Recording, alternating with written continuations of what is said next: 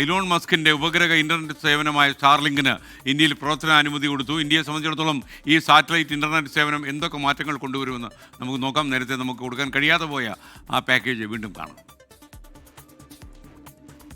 ലോകമെമ്പാടുമുള്ള ലക്ഷക്കണക്കിന് പേർക്ക് അതിവേഗ ഇന്റർനെറ്റ് ലഭ്യമാക്കുക എന്ന ലക്ഷ്യത്തോടെയാണ് സ്റ്റാർലിങ്ക് മുന്നോട്ടു പോകുന്നത്. ഭൂമിയുടെ താഴ്ന്ന ഭ്രമണപഥത്തിൽ വിന്യസിച്ചിട്ടുള്ള 7556 ചെറു ഉപഗ്രഹങ്ങൾ വഴിയാണ് സ്റ്റാർലിങ്ക് ഇന്റർനെറ്റ് സേവനം നൽകുന്നത്. അധികം വൈകാതെ ഇത് 12,000 ചെറു ഉപഗ്രഹങ്ങളായി വർദ്ധിപ്പിക്കും.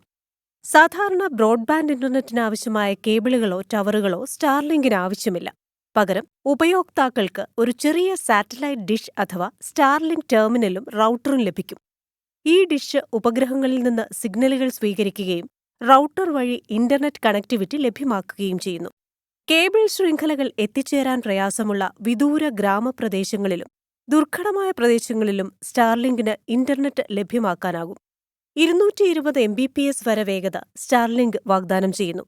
പ്രകൃതി ദുരന്തങ്ങൾ കാരണം സാധാരണ ഇന്റർനെറ്റ് ശൃംഖലകൾ തകരുമ്പോൾ സ്റ്റാർലിങ്ക് പോലുള്ള സാറ്റലൈറ്റ് ഇന്റർനെറ്റ് സംവിധാനം നിർണായകമാകും. എന്നാൽ സ്റ്റാർലിങ്ക് സേവനങ്ങളുടെ പ്രാരംഭ ചെലവ് കൂടുതലായിരിക്കും.